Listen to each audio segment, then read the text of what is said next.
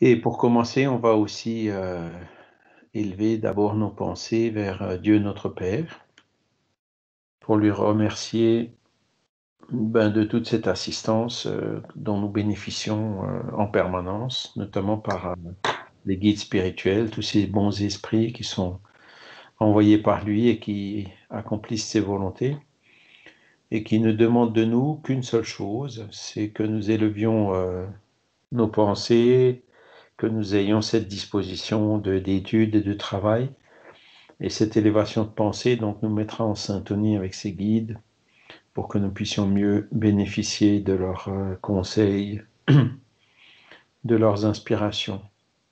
Et nous remercions pour cette occasion que nous avons aujourd'hui de pouvoir étudier ce nouveau module, donc après avoir terminé le deuxième tome, donc où on va aborder un peu plus la vie dans le monde spirituel, la vie dans ce monde des esprits, qui est relativement peu connu encore de la majorité Et de avec ma main l'humanité. droite, je soulève le clapet comme ça, là. Et avec ma main gauche, En espérant aussi que ces enseignements puissent être utiles pour les esprits qui pourraient se trouver parmi nous, que ce soit des esprits familiers qui nous accompagnent, ou que ce soit aussi même des esprits perturbateurs ou perdus ou qui ont des problèmes, donc qui là aussi peuvent se joindre à nous pour en profiter et aussi comprendre les choses et poursuivre leur route et leur évolution dans le monde spirituel. Ainsi soit-il. Voilà. Donc maintenant, nous sommes 16. Bienvenue à tous. Merci beaucoup. Est-ce que vous voyez mon écran avec le programme? Oui. Voilà, donc aujourd'hui nous sommes le 18, hein, donc nous avons fini les lois morales, hein, donc du programme du deuxième tome du volume, et donc nous attaquons ce tome complémentaire. Donc le premier module, c'est la vie dans le monde spirituel, comme vous pouvez le voir. Et donc il y a, vous voyez, jusqu'au 20 décembre, il y aura 10 modules sur ce même thème, hein, qui illustre comment est la vie dans le monde des esprits. Qu'est-ce qui se passe quand on arrive là-bas, hein? Vous voyez, le trouble spirituel. Est-ce que les esprits, ils sentent le chaud, le froid, comme chez nous, hein? Donc, l'essai théorique sur la sensation et les perceptions chez les esprits. Qu'est-ce que c'est que les esprits errants, hein? Qu'est-ce qui se passe avec les enfants après la mort, hein? Est-ce que dans le monde des esprits, il y a aussi des colonies ou des mondes, hein, comme sur la Terre? Quels sont les autres mondes qui sont habités? Quelles sont les occupations et les missions chez les esprits? Aussi donc les relations dans l'au-delà, les sympathies et les antipathies, donc dans l'au-delà et aussi entre nous et puis ceux qui sont déjà partis de l'autre côté. Et puis ensuite, on verra donc l'affection vouée par les esprits à certaines personnes, des esprits protecteurs, les guides spirituels, hein, qu'on évoque dans les prières. Et le module numéro 10, alors je ne sais pas si c'est le dernier, il y en a peut-être un autre, on pourra regarder tout à l'heure. C'est le choix des épreuves, c'est-à-dire, ça c'est déjà, vous voyez, la préparation à la réincarnation, donc quand les esprits essayent de venir. Donc là, vous avez un panorama donc, de ce qui nous attend dans les prochains cours. Donc pour aujourd'hui, je rappelle, c'est le phénomène de la mort. Qu'est-ce qui se passe quand on meurt, hein? Alors, je vais vous mettre à l'écran donc le programme complémentaire. Je vous l'ai remis dans la conversation, hein, si jamais vous ne l'avez pas. Je vous ai remis le fichier PDF dans la conversation, donc vous pouvez le télécharger et puis le sauvegarder chez vous, hein. Voilà. Donc, vous voyez, on est donc dans ce module, la vie dans le monde spirituel. En fait, voilà, le 10, c'est le dernier qu'on fera avant décembre, donc pour couvrir ce thème, hein. Et donc les modules suivants qu'on verra au début de l'année prochaine, vous voyez, ce sera le fluide et le Père-Esprit. On parlera un petit peu de médiumnité aussi, hein, de façon assez superficielle, mais quand même pour montrer comment ça fonctionne. des médiums, de la pratique médiumnique, hein. L'obsession et la désobsession, hein, qui est donc une question assez aiguë, mal résolue dans la psychiatrie et pour lequel la philosophie spirit peut apporter beaucoup peut contribuer beaucoup. Les phénomènes de l'émancipation de l'âme et la pensée religieuse. Donc tout ça, ce sera pour l'année prochaine, voilà, 2021. Alors, on va démarrer avec le cours d'aujourd'hui, qui est le phénomène de la mort. Donc, vous voyez ici les objectifs spécifiques de ce cours. Qu'est-ce qui se passe avec l'âme à l'instant de la mort physique et comment est le processus de la séparation de l'âme et du corps, hein. Et ça, bon, alors c'est une question qui peut parfois paraître un peu lugubre, etc. On préfère pas y penser, c'est le sujet tabou. Mais je dirais c'est surtout pour les matérialistes, hein, les matérialistes qui pensent que à la mort tout est fini, on nous met dans un trou, puis voilà, c'est fini à jamais. Un peu moins pour les spiritualistes, mais quand même un petit peu, hein, qui pensent que ben, quand on meurt, c'est l'âme qui se sépare du corps, hein, donc c'est ce que vous voyez ici. Et donc, mais malgré ça, ben, même chez les spiritualistes, il peut y avoir certaines appréhensions, mais l'âme, qu'est-ce qu'elle va devenir? Est-ce qu'elle va en enfer, paradis, purgatoire, hein? Ça, c'est les conceptions traditionnelles qu'on a héritées des religions chrétiennes notamment, hein. Ou est-ce qu'elle sera perdue? Est-ce qu'elle retrouvera les parents et amis défunts, etc. Donc, voilà les questions légitimes qu'on peut se poser. Et donc, comme on est tous sûrs à 100% de probabilité, comme je le dis toujours, qu'un jour on devra passer par là, ben, autant essayer de comprendre un peu mieux ce qui se passe, comme ça on sera moins pris à l'improviste le jour où ça arrivera, hein.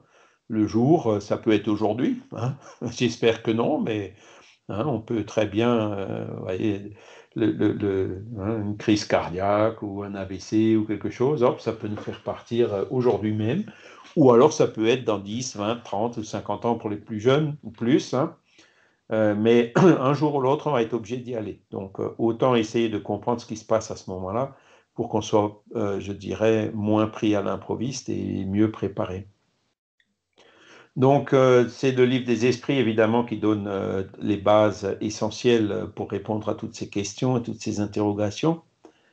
La question 149 que vous voyez à l'écran, que devient l'âme à l'instant de la mort, hein? Réponse, elle redevient esprit, c'est-à-dire qu'elle rentre dans le monde des esprits qu'elle avait quitté momentanément. Voilà. Alors, première remarque que je ferai là-dessus, vous voyez que la question, il dit que devient l'âme, hein? Et puis ensuite, la réponse, c'est elle, donc l'âme redevient esprit, hein? Et donc là, ben, il faut se comprendre sur les mots, et puis Kardec l'a bien expliqué au début du livre des esprits, quelle est la différence entre entre une âme et un esprit. En fait, la différence, elle est assez subtile, parce qu'en fait, dans le langage français, quand on dit que, par exemple, en France, il y a 60 millions d'âmes, ça veut dire qu'il y a 60 millions d'habitants, ou 60 millions d'esprits incarnés, voyez. Et donc, la définition que Kardec a retenue, c'est que l'âme, en fait, c'est l'esprit quand il est incarné. Et quand l'âme se désincarne, elle redevient esprit, comme c'est bien dit dans cette question-là. Vous voyez, c'est juste pour s'entendre sur les mots, sachant qu'après, ben, il y a des expressions que quand quelqu'un meurt, par exemple, on dit Dieu est son âme. Voilà, ben déjà, ça commence à entrer une ambiguïté. Il vaudrait mieux que ce soit Dieu est son esprit. Mais enfin bon, le langage étant ce qu'il est, les mots étant ce qu'ils sont, l'essentiel c'est qu'on définisse bien, voilà ce que ça veut dire quand on utilise le mot âme, voilà ce que ça veut dire quand on utilise le mot esprit, même si dans ce cas-là, ben, la différence elle est quand même assez subtile. Voilà. Et ensuite, la deuxième chose caractéristique de cette réponse, donc l'âme rentre dans le monde des esprits, qu'elle avait quitté momentanément. Alors, qu'est-ce que ça veut dire qu'elle avait quitté momentanément? Ben, effectivement, l'esprit, quand il quitte le monde des esprits, il se réincarne, donc il devient âme, hein. Et puis donc cette réincarnation, ben, c'est la durée d'une vie, hein, qui peut être de 50, 80, 100 ans, hein. et ensuite retourne encore une fois dans le monde des esprits. Donc, vous voyez, les esprits ils parlent de leur point de vue à eux, donc ils sont dans le monde des esprits, qui est le monde d'où on vient, hein, d'où notre âme vient et où elle retourne. Hein. Et donc, vu du monde des esprits, effectivement, les âmes qui se réincarnent, elles quittent momentanément le monde des esprits. Voyez. Alors que chez nous, c'est l'inverse, quoi. C'est quand on est, ben, on vient au monde, et quand on meurt, ben, on quitte, en fait, notre monde. Hein. Mais voilà, c'est ça qui permet de comprendre la tournure de cette réponse. Et c'est vrai que le vrai monde, hein, celui qui est définitif et où on restera le jour où on se réincarnera, on n'aura plus besoin de se réincarner, c'est bien le monde des esprits. D'accord? Alors après, donc, pour savoir qu'est-ce qui se passe au moment de la mort, la meilleure référence d'Alan Kardec, c'est justement Le ciel et l'enfer, deuxième partie, chapitre 1. Hein. Et c'est le chapitre, en fait, il s'appelle Le passage, c'est-à-dire qu'est-ce qui se passe quand on meurt. Hein. Et donc vous verrez qu'il y a pas mal de citations de ce cours qui sont extraits de ce livre. Et pour ceux qui l'ont pas vu ou ceux qui l'ont déjà vu mais qui souhaitent approfondir, je conseille vraiment de le relire parce que toute la base de ce qu'on va voir aujourd'hui, elle est contenue donc dans ce chapitre du ciel et l'enfer. Et donc là, on a cette première citation de l'item 7. Le moment du dernier soupir n'est donc pas le plus pénible parce que, le plus ordinairement, l'âme n'a pas conscience d'elle-même. Mais avant, elle souffre de la désagrégation de la matière pendant les convulsions de l'agonie, et après par les angoisses du trouble. Donc, les convulsions de l'agonie, effectivement, bon, alors, sauf pour les personnes qui meurent de façon subite, hein, entre guillemets, ceux qui meurent debout, hein, qui n'ont pas le temps de souffrir, comme on dit, hein, effectivement, souffrent un peu moins des instants juste après la mort, hein, parce que c'est à peine s'ils la voient venir, c'est à peine s'ils ont le temps de réaliser, etc. Hein, même si parfois, comme le disent les esprits, quand un avion tombe, ben, les quelques secondes pendant lesquelles il tombe, ça leur paraît une éternité. Mais bon, c'est quand même des choses qui sont assez rapides. Hein. Mais le plus souvent, bon, ben, la mort, c'est plutôt une mort lente, c'est-à-dire que ben, on a une maladie, et puis voilà, ben, par exemple un cancer, hein, c'est les maladies qui amènent le plus souvent à la mort, et de cette façon-là, du moins. Et puis ben, le corps, en fait, la maladie, elle avance, elle progresse, et puis on meurt comme ça petit à petit. Alors d'un côté, ben, comment dire, c'est plus long, hein, mais de l'autre côté, ça laisse aussi le temps à l'âme justement de se dégager du corps. Voilà. Et alors, ce qu'ils disent aussi dans cette réponse-là, c'est qu'ils parlent de ce fameux trouble. Et donc, ce trouble, il existe pratiquement toujours. Hein. Même chez les bons esprits, il est d'une durée relativement courte. Il y a ce trouble, c'est-à-dire que quand on meurt, c'est un peu comme quand on s'endort, hein, et c'est seulement après un certain temps qu'on se réveille de nouveau, mais déjà dans le monde des esprits. Donc, dans cette période de trouble, en fait, bon, ça peut créer un peu certaines angoisses, comme c'est dit ici, mais c'est un petit peu comme un sommeil duquel on se réveille après un certain temps dans le monde des esprits. Mais il y a des cas où le trouble, la période du trouble, peut être assez long. Et notamment euh, pour les personnes qui sont attachées au corps, hein, ou à la matière, comme on le verra un peu plus loin. Donc l'extinction de la vie organique amène la séparation de l'âme et du corps par la rupture du lien fluidique qui les unit. Mais cette séparation n'est jamais brusque. Donc vous voyez, l'extinction de la vie organique, donc de notre corps physique, hein, qui s'éteint, c'est elle qui cause en fait la séparation de l'âme. Hein. Ce n'est pas la séparation de l'âme qui amène l'extinction de la vie organique, c'est l'inverse. Hein. L'extinction organique qui amène la séparation de l'âme et du corps. Hein. Et donc par la rupture du lien fluidique qui les unit, donc notre âme en fait, quand on est incarné, elle est liée au corps, comme il le dit, comme Kardec le dit ailleurs, molécule à molécule ou cellule à cellule. Hein.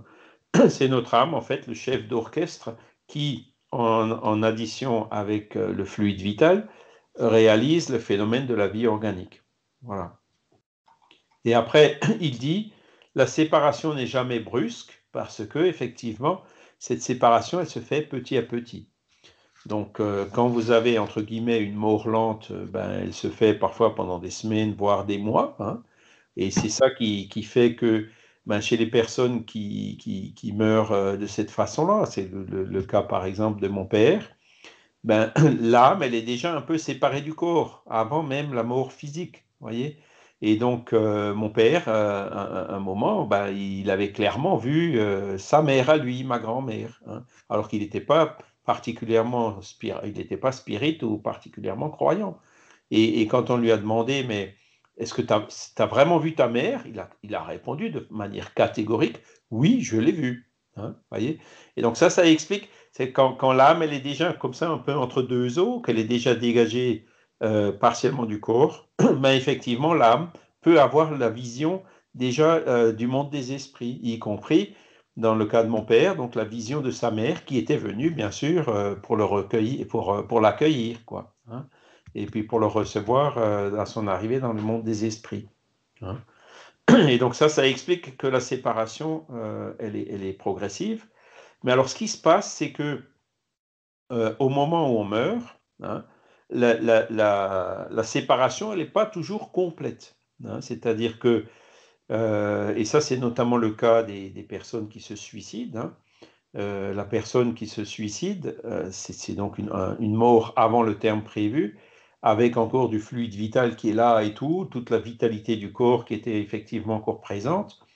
Et ben, la séparation de l'âme, elle peut mettre des jours, voire des années. Hein. C'est quelque chose de très long et de très éprouvant d'ailleurs pour l'esprit. Hein. C'est pour ça que on dit toujours le suicide, c'est vraiment pas la bonne porte de sortie. Au contraire, ça amène tout un tas de préjudices et de conséquences qu'on va devoir traîner et guérir au long d'autres vies. Hein. On amène les conséquences d'une vie sur l'autre. Et aussi, c'est cette séparation donc, qui est lente. Donc, imaginez le corps qui se décompose, on l'enterre, on le met dans un cercueil, on le met sous terre et tout. Et puis parfois, l'âme, elle n'est pas dégagée du corps. Voyez. Donc, dans ces cas-là, c'est pour l'âme, bah, c'est encore c'est une épreuve supplémentaire et c'est des situations qui sont assez compliquées. Mais dans le cas général d'une mort, entre guillemets, naturelle, hein, même si c'est une mort violente, hein, comme une crise cardiaque ou quelque chose comme ça, l'esprit, il a bien sûr un effet de surprise, mais comment dire, si la crise cardiaque, elle n'est pas provoquée par des abus, hein, si c'est vraiment une crise cardiaque qui arrive à un moment où le cas aussi d'un accident, hein, complètement inopiné et imprévu, qui nous cause la mort, ben c'est parce que en fait c'était prévu comme ça. Donc notre fluide vital, il était déjà au bout sans que forcément on s'en rende compte. Et donc dans ces cas-là, il y a l'effet de surprise, mais la séparation, elle est quand même beaucoup plus simple que dans le cas d'une mort avant l'heure, qui est le cas du suicide, hein, que ce soit un suicide brutal ou un suicide lent. Voilà. Alors, toujours dans ce chapitre 1, item 8, l'état moral de l'âme est la cause principale qui influe sur le plus ou moins de facilité de dégagement. D'accord? Donc, vous voyez que c'est en fonction de l'état moral de l'âme que l'âme et le corps se dégageront de façon plus ou moins facile, plus ou moins rapide, après ce qu'on appelle la mort. Voyez? Alors, rentrons un peu plus dans le détail. Dans la mort naturelle, celle qui arrive par l'épuisement des organes à la suite de l'âge, l'homme quitte la vie sans même s'en apercevoir. C'est un peu comme une lampe qui s'éteint faute d'aliments, hein, ou la bougie qui s'éteint parce que comme ça de façon naturelle. Hein. Je vous dis, le passage, en fait, il est très progressif, hein, il commence avant, et puis souvent, ben, hop, au moment de la mort, on s'en rend... Alors, il y aura toujours un moment de trouble, mais c'est ça qui explique que parfois, il y a certains esprits qui n'ont pas conscience d'être morts. Hein, ils ne se sont pas encore vraiment rendus compte qu'ils sont morts. Et ça arrive aussi chez les suicidés. Ils pensent que c'est un cauchemar, que c'est un espèce de rêve duquel ils n'arrivent pas à sortir. Voilà, ils mettent du temps pour se rendre compte qu'ils sont vraiment morts. Hein. Ça, c'est quand on n'est pas préparé, quoi. Et donc, dans la suite, il continue. Dans les cas de mort violente, quand elle n'est pas amenée par l'extinction graduelle des forces vitales, les liens qui unissent le corps et le père-esprit sont plus tenaces et le dégagement complet est plus lent. Hein. Donc, c'est surtout le cas pour les morts prématurées, hein, comme le suicide ou quand on a suicide direct ou le suicide lent. Le suicide lent, ce qu'on appelle suicide lent, c'est l'abus d'alcool ou on n'a pas, par exemple, pris soin de notre corps et que, effectivement, on meurt avant l'âge, voire même quand on se fait trop de bile ou quand on se préoccupe inutilement ou vous voyez, quand on apporte des contraintes euh, exagérées à notre corps physique, hein, c'est aussi considéré que on connaît aujourd'hui l'effet de l'adrénaline, voilà, un énervement, une colère, ça peut déclencher une crise cardiaque qui n'était pas forcément prévue à ce moment-là. Donc là aussi, on peut voir que, encore une fois, donc, en fonction de l'état moral de notre âme, on peut là aussi accélérer, perdre des points de vie, comme on dit, hein, et puis faire de sorte que la mort, elle arrive plus tôt que prévu. Et c'est aussi dans ces cas-là, hein, donc, euh, comme je vous ai expliqué, quand il y a encore du fluide vital, quand le fluide vital ne s'est pas complètement épuisé, que le dégagement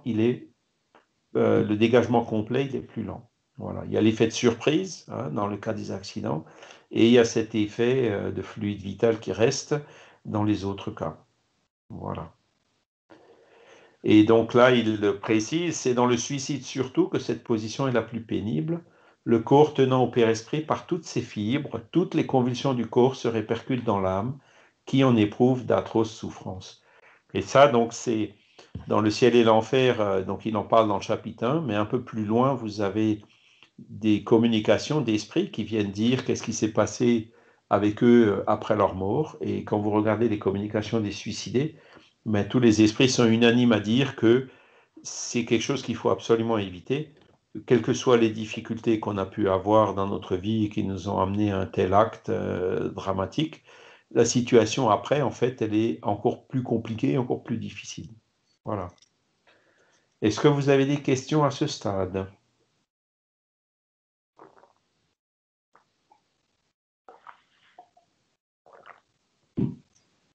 Alors, ça est clair. Ça a Oui, l'air d'être oui, clair. j'aurais Oui, une question. oui, Fernanda. Bonjour. Bonjour, Charles, bonjour à tous. Charles, deux questions.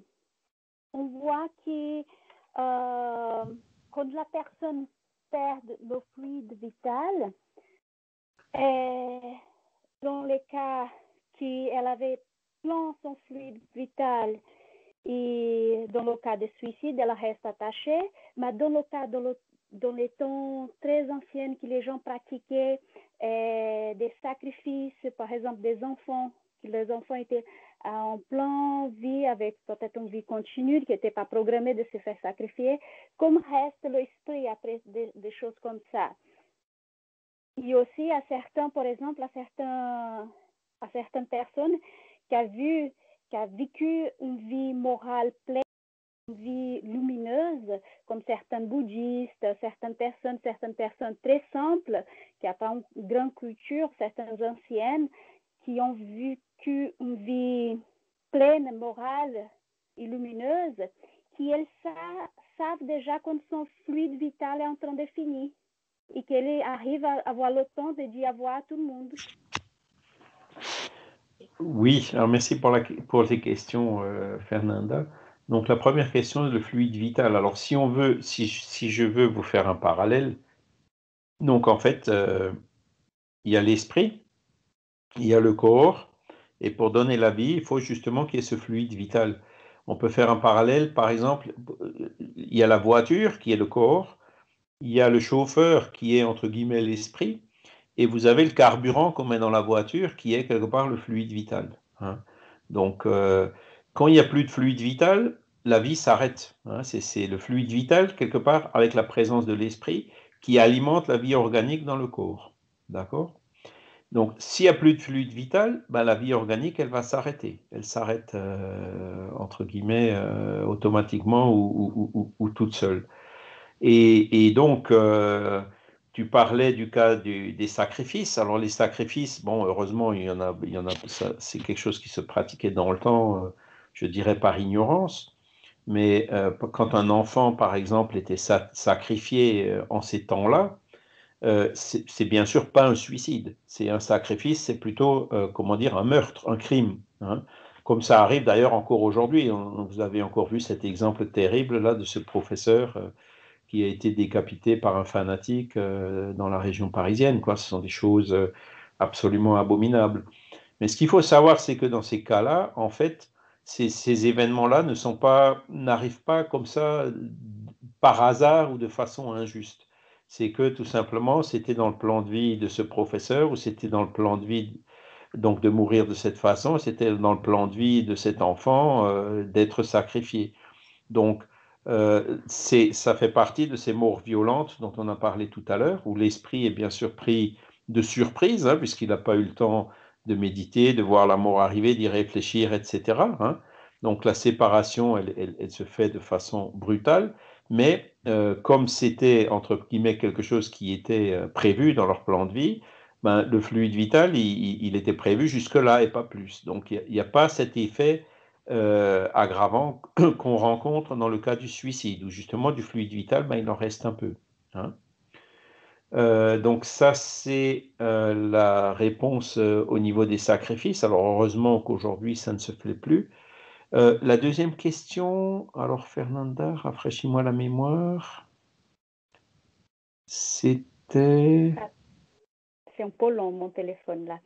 C'est quand les gens, par exemple, qui vivent une vie morale pleine, une Ah vie oui, ça y est. lumineuse, qu'elle sache déjà, elle sent que son fluide vital est en train de partir. Elle a le temps, certains bouddhistes ou certaines personnes tout simples, elle a le temps, elle dit à voir, je vous dis, je vais réunir mes enfants et tout, je veux dire à voir parce que je sens que je vais partir. Et C'est elle ça. part. C'est E, ça. por exemplo, il y a d'autres comme Edivaldo Franco, qui son fluide vital, sa programmation était en temps de finir et qu'il a eu pour mérite, et pour sa vie morale, son développement et sa vie dans la lumière, il a reçu des fluides vitaux. Ça s'est Effectivement. prolongé. Effectivement. Donc, c'était ben, le père tout à l'heure. Je parlais de mon grand-père que j'ai pas connu, hein, puisqu'il est mort avant que je naisse. Mais lui, clairement, bon, il était à un moment donné malade, ça a duré quelques années, et à un moment donné, clairement, ben, quelques jours avant sa mort, il a dit, ben, ça y est, je vais mourir, hein. Il le savait, il le voyait venir, il avait effectivement réuni la famille, etc. Donc ça c'est des choses qu'on voyait beaucoup à l'époque, qu'on voit encore aujourd'hui dans certains cas comme celui que tu cites, hein. Mais là où ce que je regrette un peu, c'est que dans le cas de ma mère, donc qui est morte cette année, on n'a pas eu ça parce que, comment dire, la médecine aujourd'hui, ben, c'est avec les sédatifs, les machins, ils nous coupent un peu de ce genre de choses, hein. Alors qu'on donne des antidouleurs, c'est tout à fait compréhensible, hein. Faut absolument pas laisser les gens souffrir. Mais de là à leur donner des sédatifs pour, entre guillemets, les faire partir en douceur, mais en réalité, c'est pousser un peu l'esprit dehors, hein. C'est une forme d'euthanasie, hein, qui peut être douce, mais qui est quand même là. Donc, c'est faire partir l'esprit avant le terme. L'autre inconvénient, c'est que, ben, avec ma maman, ce que je regrette beaucoup, c'est qu'il n'y a pas eu ces moments de lucidité du dernier moment. Pourtant, moi, j'étais là à côté d'elle, ma sœur était là à côté d'elle. Et ben, le sédatif, ben, il assomme les gens et puis ils ne reviennent plus, quoi. Hein, donc, personnellement, dans mes directives anticipées, je crois que je vous l'ai déjà dit, hein, ce qu'on a le droit maintenant de faire en France, j'ai dit, je ne veux pas de sédatif à haute dose, hein. Je ne veux pas qu'on me pousse dehors, je veux qu'on laisse à mon esprit le temps d'en sortir. Les antidouleurs, je veux bien.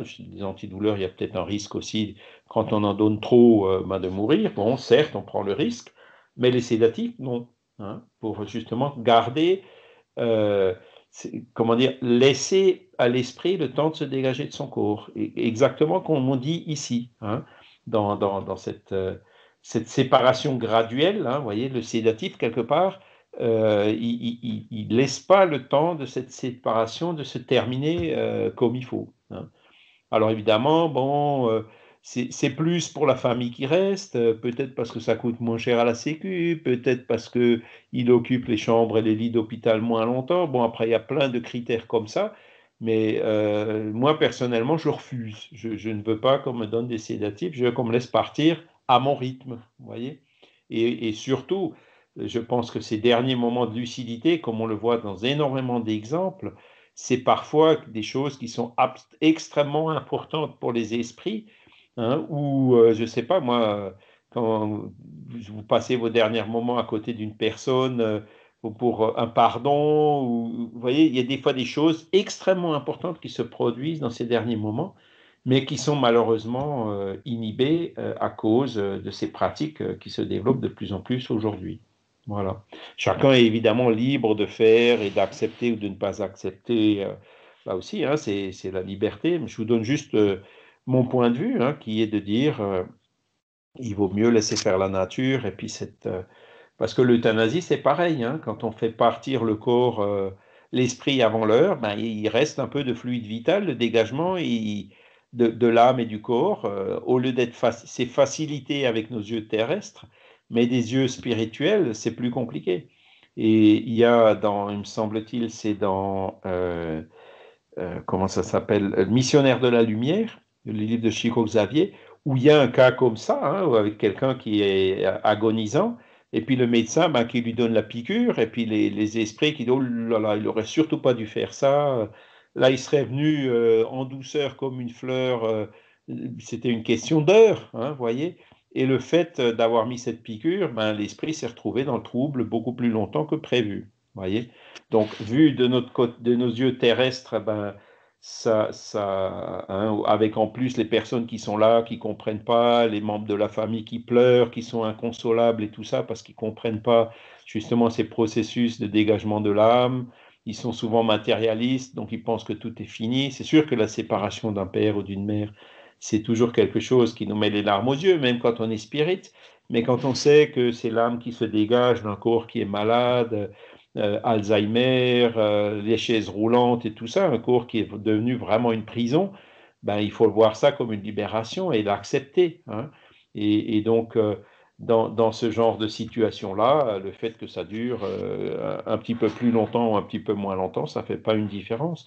Donc, il vaut mieux laisser faire la nature parce que c'est ça qui sera le plus profitable aussi pour l'esprit qui se dégage, surtout pour l'esprit qui se dégage. C'est à lui qu'il faut penser d'abord, parce que c'est lui qui traverse l'épreuve et la phase difficile.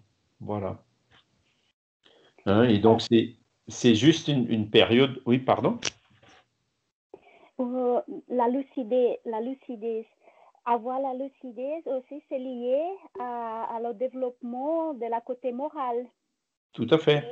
Et la pratique et la vie en pratique, c'est-à-dire développer ce côté moral et mis en pratique, vie en pratique ce côté moral, ce développement moral, comme disent les bouddhistes, vie dans la lumière, de suivre les pas de Jésus, et ça donne plus de lucidité aussi, et ça évite le trouble, ça évite de passer pour le trouble. Alors, tout à fait, c'est ce qui est écrit là, hein, donc c'est l'état moral de l'âme qui influe le plus sur la facilité de dégagement.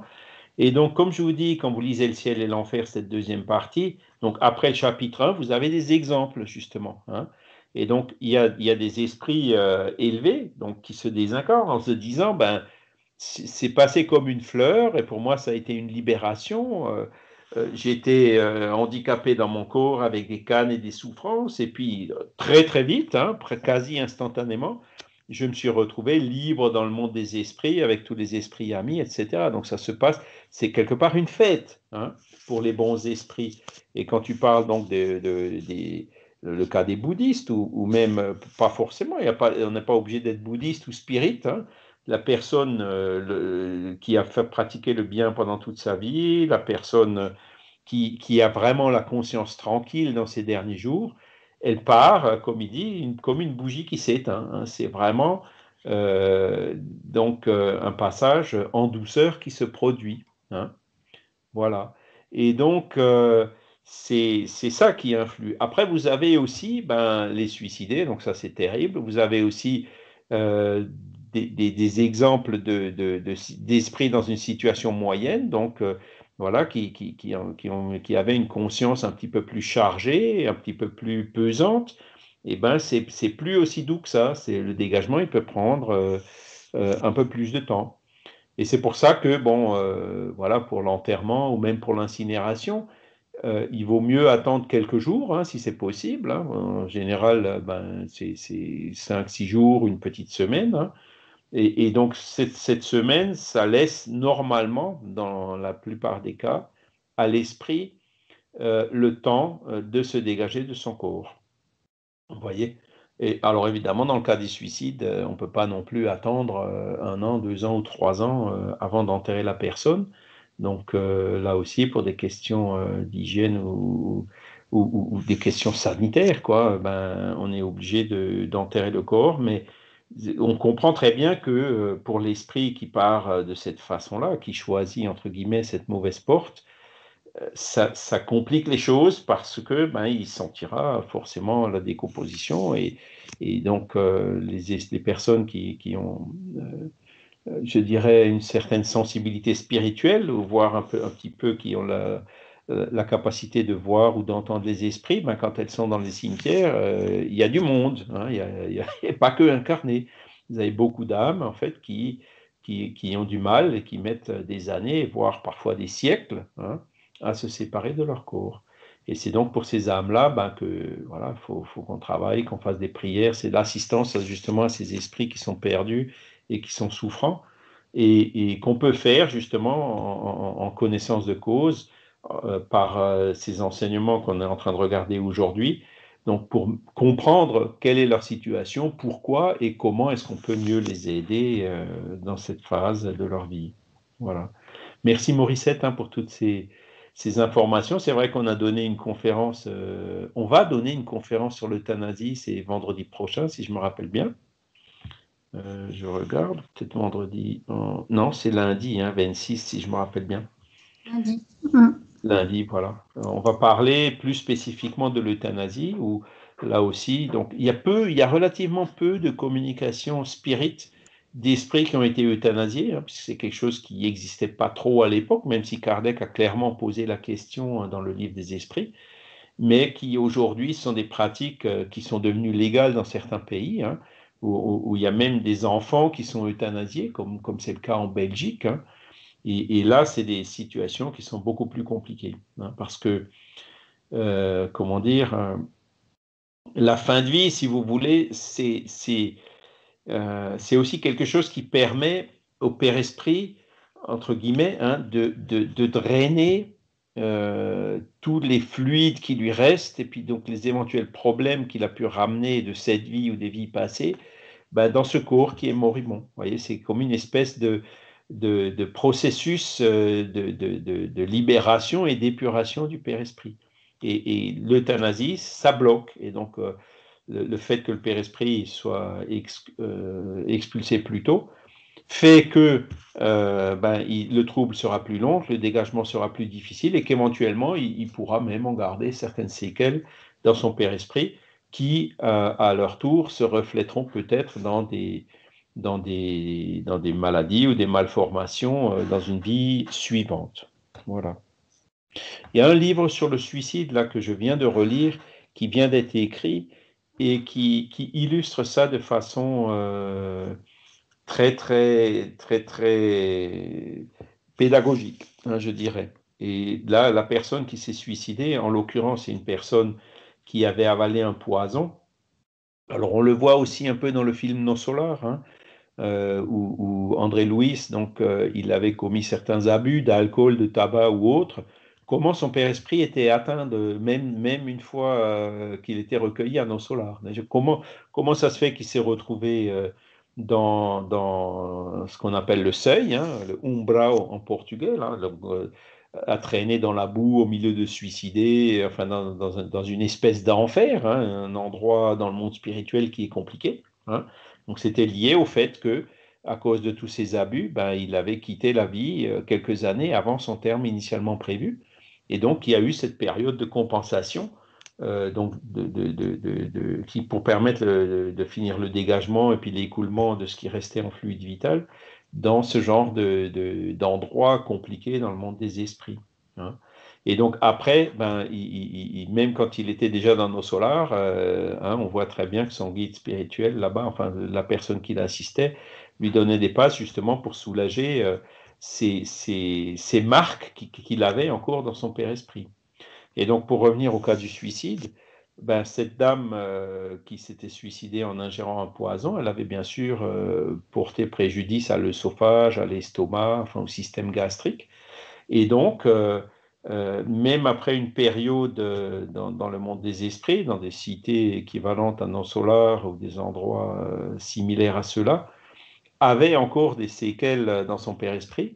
Et donc, quelque part, elle a choisi de se réincarner. Hein, elle a compris que le seul moyen de vraiment éliminer ces séquelles liées au suicide qu'elle avait commis dans sa vie antérieure, c'était justement de se réincarner dans un corps dans lequel elle aurait une maladie, en l'occurrence le cancer. Hein. Donc, c'est une personne qui a eu un cancer très jeune, donc des voies gastriques et de l'estomac, et donc qui s'est désincarné aussi relativement jeune. Et cette maladie, hein, donc, qui était relativement courte et puis qu'il a prise à son jeune âge, c'est cette maladie qui a vraiment guéri, entre guillemets, son père-esprit des conséquences du suicide qu'elle avait commis dans un acte antérieur, dans une vie antérieure.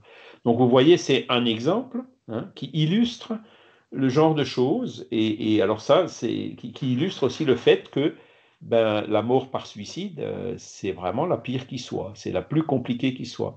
C'est pas la bonne porte de sortie. Hein. Si on peut faire quelque chose dans notre vie, si on peut faire de sorte d'expliquer ça à des personnes et puis les empêcher qu'elles commettent un tel acte, hein, eh ben, on n'aura pas perdu notre temps. Hein. Et on a là les éléments donc, qui permettent de comprendre ce qui se passe, hein, comme j'essaye de vous l'expliquer, comme l'esprit de Léon Denis, hein, qui s'était communiqué à Yvonne Pereira au début de son livre Mémoire d'un suicidé, hein, qu'elle avait écrite, qui explique tout à fait tous ces phénomènes de fluide vital et cette mécanique, entre guillemets, qui se produit dans le monde spirituel et qui fait partie des lois de la nature et que malheureusement on ignore trop de notre côté. Le fait de le savoir, au contraire, ben, ça dissuade. Hein, quand on a vraiment compris ça, ben, on va y réfléchir à plusieurs fois avant de se suicider. Je ne dis pas qu'il n'existe pas de spirites qui se suicident, ça existe aussi, mais c'est beaucoup, beaucoup moins fréquent, hein, qu'on le voit d'ailleurs dans les statistiques, y compris d'ailleurs dans les milieux religieux, des religions traditionnelles. Hein, le suicide, c'est considéré comme quelque chose où on va, entre guillemets, directement en enfer. Hein. Il n'y a même pas d'enterrement, on enterrait des fois, il y a un certain temps, les personnes dans un cimetière séparé. Hein, voyez. Donc, vous voyez, c'est pas la même méthode. Là, c'est les religions traditionnelles, c'est l'enfer, c'est l'autonomie, on fait peur aux gens hein, pour essayer de les dissuader de commettre un suicide. Dans le milieu spirit, c'est différent. On est là, on essaie d'expliquer les mécanismes, comment ça se passe, et donc c'est en se basant sur cette compréhension que la personne, de façon autonome, hein, suivant son libre arbitre, prendra la décision de le faire ou pas. Hein. Voilà. Mais c'est sûr qu'une fois qu'on est en connaissance de cause, on a les éléments pour essayer d'y résister et trouver aussi donc d'autres moyens de rechercher de l'aide, d'attendre un peu, parce que après l'orage, il y a toujours le beau temps, même si on a des situations très difficiles dans certaines périodes de notre vie, il y aura toujours quelque part une main qui sera tendue, qui sera là pour nous aider, une parole pour nous consoler. On ne sera jamais vraiment seul, même si on a parfois l'impression de l'être, ou aussi ce qui se passe au moment des suicides, c'est que vous avez des esprits qui se sont suicidés et donc qui poussent, qui sont là, qui veulent pousser des gens à se suicider. Donc là aussi, il faut avoir conscience de cet effet-là. Hein, et donc, dès qu'on peut, essayer de couper, de résister à ces entraînements de la part de ces mauvais esprits, et en contraire, ben, en essayant de lire des choses positives, de lire des choses justement qui nous relient au contraire au guide spirituel plutôt qu'à ces entités malfaisantes qui cherchent à nous pousser à l'erreur. Voilà. Donc, vous voyez, c'est tout un ensemble, tout un contexte, mais on a ici, enfin, j'espère que vous comprenez que ben, ça représente quand même des outils et des ressources qu'on peut utiliser pour éviter de tomber dans ce genre de choses. Et savoir ce qui se passe au moment du dégagement, qui est l'objet du cours d'aujourd'hui, notamment dans ces cas-là, mais c'est quelque chose, c'est une ressource extrêmement importante. On a compris ce qui se passe, et donc une fois qu'on a compris, ben, on pourra, entre guillemets, y résister. On aura les moyens, les ressources et la force pour éviter de tomber dans ces extrêmes. Voilà. Est-ce que vous avez d'autres questions à ce stade? Alors, on va regarder rapidement. Moi, j'ai une petite question, Charles. Oui. Si ça ne t'embête pas. Est-ce que, par rapport au spiritisme, comment ça, le spiritisme a pu réussir à cartographier les dimensions qu'il y a entre la dimension dans laquelle nous sommes et par exemple, l'astral supérieur? Alors, cartographier, c'est un mot un peu Oui. fort. Voilà. C'est peut-être un peu fort, mais... Voilà. Mais Kardec, ben c'est dans le livre des esprits notamment, il a bien dit quelles sont les différentes catégories de mondes. Et donc, il parle des mondes primitifs, les mondes, donc c'était l'homme des cavernes. Voilà, c'est ça, parce que ma question était par rapport au livre d'André Louis. Parce qu'à un moment donné, c'est pas dans le deuxième, je crois que c'est dans le troisième tome de la série André Louis, il descend avec un guide dans une ville tenue par enfin dans le bas astral, quoi, on dira. Mais il arrive dans une vallée où son guide lui montre des cavernes et il lui dit là-dedans tu n'iras pas parce que c'est trop violent, c'est pire que le primitif, quoi.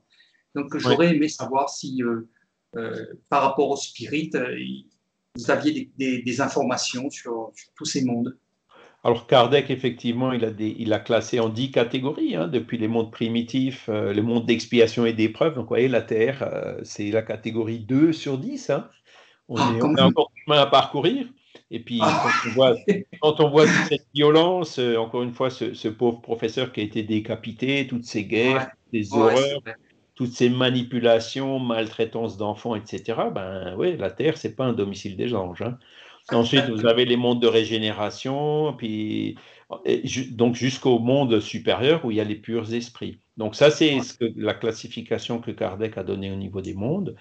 Donc dans l'au-delà, il y a bien sûr l'équivalent de ça, donc avec des régions qui sont vraiment pour les esprits extrêmement primitifs, et d'autres régions intermédiaires, et ensuite vous avez des régions genre des cités spirituelles comme Nos Solars ou autres. Et effectivement, donc André Louis, dans ses livres, il apporte des informations complémentaires qui décrivent tout ça. Donc c'est pas le seul. Yvonne Pereira, elle en parlait un peu aussi. Vous avez des livres qui ont été psychographiés avant même Nos Solars, avant même André Louis, en Angleterre. Light Lifted from Shadow, par exemple. Donc c'est un livre que j'ai le projet de traduire. S'il y a quelqu'un qui a des capacités pour traduire de l'anglais en français et qui souhaiterait nous aider dans ce travail-là, ben, il est le bienvenu, ou il ou elle sera la bienvenue. Parce que si vous voulez, c'est un espèce de Nos Solars anglais. Et il y a aussi un autre livre que j'ai trouvé en Suisse, donc un espèce de Nos Solars suisse, qui s'appelle Was uns erwartet, donc qu'est-ce qui nous attend en allemand. Et donc, vous avez aussi beaucoup de témoignages d'esprit qui disent qu'est-ce qui s'est passé après leur mort en fonction de ce qu'ils étaient de leur vivant.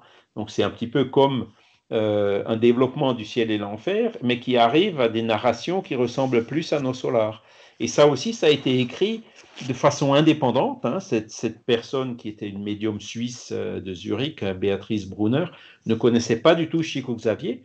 Et pourtant, on retrouve les mêmes fondamentaux dans la description, avec parfois certains aspects culturels différents. C'est par exemple, je dis, ce livre Nos Solars suisse, on peut voir que le seuil, hein, ou cette région difficile où André Louis s'est retrouvé au début, juste après sa mort, hein, avec de la boue et des choses comme ça, ben, le seuil suisse, il est un petit peu mieux organisé que le seuil brésilien. On ne parle pas de boue, mais par contre, on parle de ténèbres, on parle de personnes perdues, des voix qu'ils entendent. Tous les fondamentaux, ils sont là, vous voyez, mais c'est d'une forme un peu différente, hein. Et ça, c'est ça qui donne justement la richesse. On a des éléments qui viennent du Brésil, mais il faut aussi qu'on valorise ces éléments qu'on a reçus dans des sources indépendantes, comme cette source anglaise et cette source donc suisse, hein, où là aussi, ben, on a traduit un chapitre pour l'instant. Il faut que je les contacte encore pour vérifier ce qui nous autorise bien à le publier, ou voir à traduire le livre complet, parce que ce sont des choses, je dirais même à la limite, un peu mieux adaptées à la culture européenne, hein, parce que Nos Solars, bon, c'est un peu romancé, c'est un peu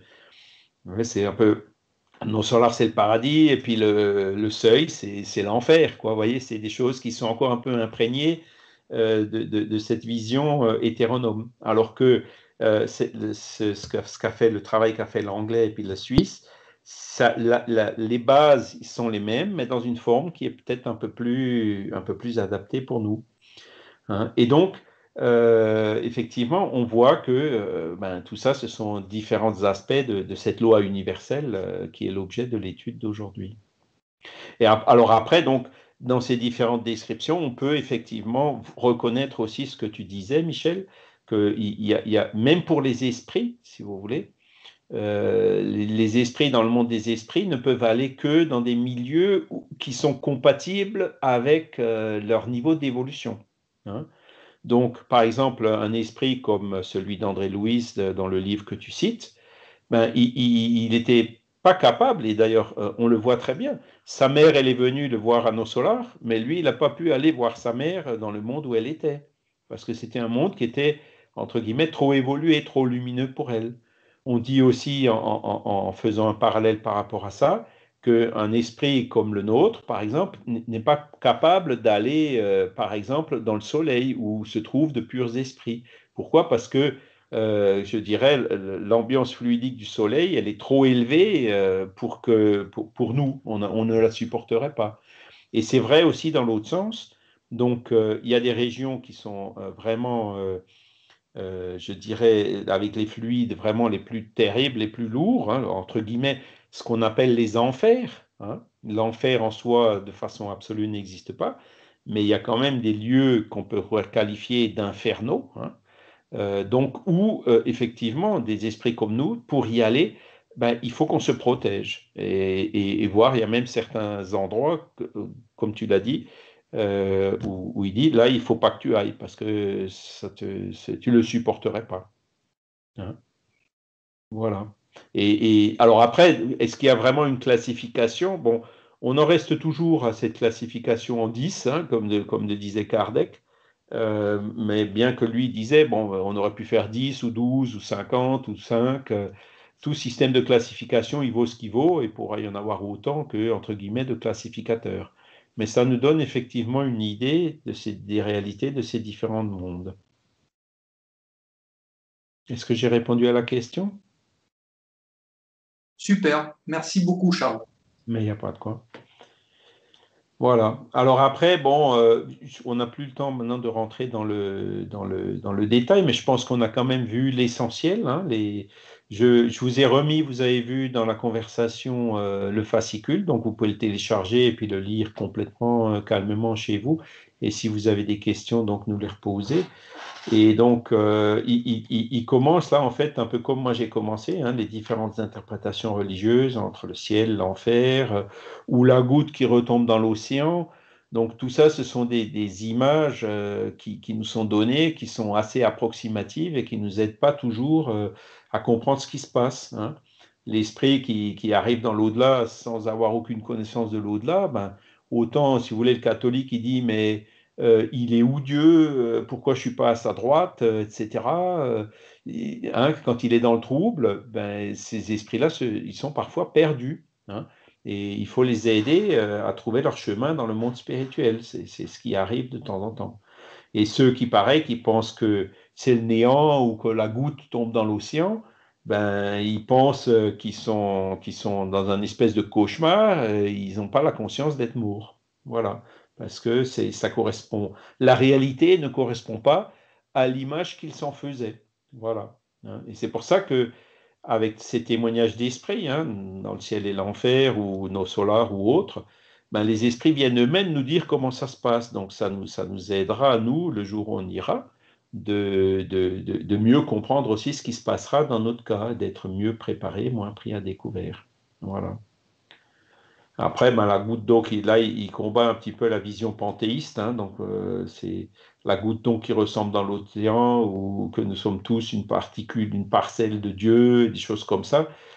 Non, on a tous notre individualité, on a notre conscience, on se construit chacun nous-mêmes par nos propres efforts, par notre propre travail, notre vie, notre futur, hein, et notamment ce qui va arriver le jour où on se désincarne.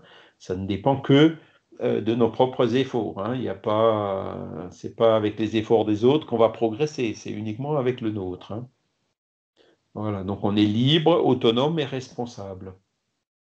Voilà. Je vais pas. Voilà, après, bon, au niveau de la séparation, donc vous avez toujours ces mêmes références. Et si vous voulez, c'est la phrase qui disait tout, c'est la plus ou moins de facilité que l'âme elle a à se dégager du corps au moment de la mort, dépend justement de son état moral et dépend aussi de l'attachement à la matière. Donc la personne qui est très attachée à la matière, à son corps, voire à ses biens matériels, à sa maison, voire même de façon un peu plus subtile à ses enfants, aux personnes qu'elle va être obligée, de sa famille ou ses proches et ses amis, qu'elle va être obligée de laisser sur la terre. Donc tout ce qui est attachement aux choses de la terre, ça va freiner, ralentir justement ce dégagement de l'âme et du corps. Donc vous voyez, des fois c'est la mère qui meurt jeune et qui voit son enfant jeune et tout, qui se préoccupe, donc c'est quelque chose de légitime. Mais il faut comprendre que dans ce cas-là, hein, même en étant légitime et tout à fait compréhensible, ben, ça va créer des difficultés pour l'esprit de la mère. Hein, voyez. Et donc, ce sont des choses dont il faut qu'on tienne compte, puisque bon, ben, la mère, il vaut mieux, si vous voulez, comment dire, qu'elle ne garde pas cet attachement exagéré, puisque physiquement, elle ne pourra plus rien faire pour son enfant. Mais si elle arrive à se dégager plus rapidement de son corps et à retrouver, je dirais, ses facultés à l'état d'esprit, elle pourra donc beaucoup plus facilement aider son enfant, au moins à l'état d'esprit, ou inspirer les personnes qui s'occupent de son enfant matériellement après sa mort. Vous voyez? Donc, dans tous les cas, si vous voulez, ce sont ces raisonnements qu'on peut faire pour essayer de trouver quel est le meilleur chemin à suivre. Cette acceptation et cette résignation, hein, vis-à-vis de ces lois naturelles et divines, hein, qui finalement fait que on se retrouve dans une meilleure harmonie et qu'on arrive à arriver à notre but, donc en gardant cette harmonie avec les lois de la nature qui fera que notre action, notre aide sera plus efficace. Voilà.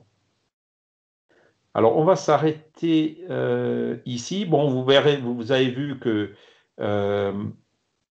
il y aura plusieurs, il y aura 11 ou 12 hein, leçons dans ce module où on pourra donc approfondir les différents aspects. Hein. Et puis voilà, donc après vous pouvez rentrer, relisez-le et puis regardez dans les détails donc ces informations complémentaires.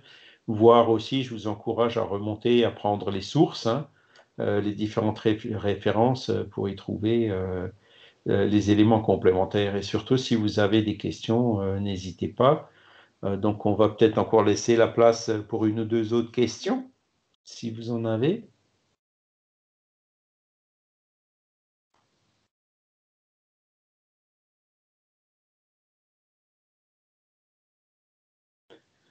Hein. Vous voyez, séparation de l'âme par l'amour naturel, hein, qui est celle donc qui se fait le plus en harmonie avec les lois de la nature. Et après, vous avez l'amour subite ou violente, hein, qui peut être entre guillemets naturel, accidentel, ou voire provoqué nous-mêmes par le suicide. Hein, donc Voilà, donc vous avez les explications du pourquoi, des avantages et des inconvénients des différentes situations. Est-ce qu'il vaut mieux mourir debout? Est-ce qu'il vaut mieux mourir de mort lente? Bon, ça, en principe, c'est déjà écrit quelque part pour chacun de nous. Voilà, mais dans les deux cas, je dirais il y a des avantages et des inconvénients. J'ai fait pas mal de conférences sur Kardec en ces derniers temps, hein, puisque c'était les 216 ans de sa naissance. Et donc lui, en fait, il est mort debout, hein. Il a eu une rupture d'anévrisme. Voilà, c'était une mort instantanée, une crise cardiaque en gros, quoi, hein. Et donc, il est mort debout. Voilà. Et sinon, vous en avez d'autres qui sont morts tout doucement. Prenez le cas de Léon Denis. Il est mort à 82 ans d'une grippe. Voilà, il a eu quelques jours l'infection qui s'est généralisée dans son corps pour l'amener à la mort. Il est parti de manière un peu différente. Voilà. Mais là, je suis persuadé que dans les deux cas, ça s'est bien passé, hein, puisque ils avaient la conscience tranquille. Et puis c'est en fait là qui est l'essentiel, hein. Et donc ils ont certainement été accueillis dans le monde des esprits après un trouble certainement très court, par toutes ces entités qui sont venues les féliciter d'avoir accompli leur mission de cette façon. Et puis donc pour nous, c'est pareil, ça sert d'exemple. Essayons de faire au mieux pour accomplir aussi notre mission, même si elle est beaucoup plus simple et beaucoup plus humble que celle des deux exemples qu'on a cités. Voilà. Toujours pas de questions?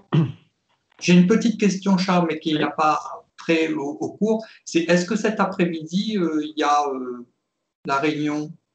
Oui, oui, oui, oui, oui. Donc c'est à la même heure, donc c'est 15h30 que ça commence, 15h30 de Paris. Donc, D'accord. bon, pour le centre Léon-Denis, on a perdu le local, hein. Vous savez, bon, j'en ai peut-être un peu parlé. La maison, en fait, a été vendue. Et donc maintenant, au lieu d'avoir un local à Tannes, en fait, on aura le local qu'on va louer dans l'hôtel Salvatore à Mulhouse. Donc, c'est pas loin de la gare. Et puis, c'est une salle. On s'est renseigné. Donc, on peut se réunir jusqu'à 10 personnes avec les masques et puis les gestes barrières. Il y a aussi le Wi-Fi dans l'hôtel, donc j'irai un peu plus tôt cet après-midi pour me connecter et puis vérifier que tout marche bien. Ok. Et je pense qu'on aura même une connexion meilleure qu'à Tannes, où on était quand même entre quatre murs qui faisaient, comme étaient construites les maisons de l'époque, 1 mètre d'épais. Et les ondes, elles avaient un peu de mal à sortir de là-bas. Là, en fait, avec le Wi-Fi ou au centre de Mulhouse, je pense que la connexion sera meilleure. Voilà. Donc, Ok, il y aura la super. possibilité, donc, soit la présence physique, hein, pour ceux qui habitent à Mulhouse, soit je lancerai l'appel par Skype comme d'habitude. Voilà. Ok, merci. Donc, pour rappeler, c'est juste l'étude des livres de Léon Denis et puis ensuite des prières et des vibrations. Voilà. Ok, écoutez, merci beaucoup à tout le monde pour votre participation, aussi pour vos questions, hein, c'est ça qui donne de la vie au cours. Merci aussi aux bons esprits qui étaient là pour nous inspirer, que cela puisse nous aider justement pour faire face à ce genre de moments, que ce soit pour nous-mêmes déjà, que ce soit aussi pour nos proches, hein, qui en arrivent à ce phénomène de la mort, hein, de désincarnation, qui est un phénomène naturel et qu'on traversera tous un jour, tôt ou tard. Que cela puisse effectivement aussi nous aider à notre travail personnel d'apprentissage et de réforme morale pour devenir des personnes meilleures et aussi faire face à tous ces défis comme ceux du Covid, de cette deuxième vague, etc. Voilà. Profiter au maximum de notre incarnation, hein, pour notre propre évolution en direction vers le bonheur. Merci beaucoup à tous. Excellent dimanche encore, à plus tard pour certains d'entre vous. Et puis donc à la semaine prochaine pour les autres. Merci beaucoup. Bon dimanche à tout le monde. Merci. Bon dimanche. Merci. Merci.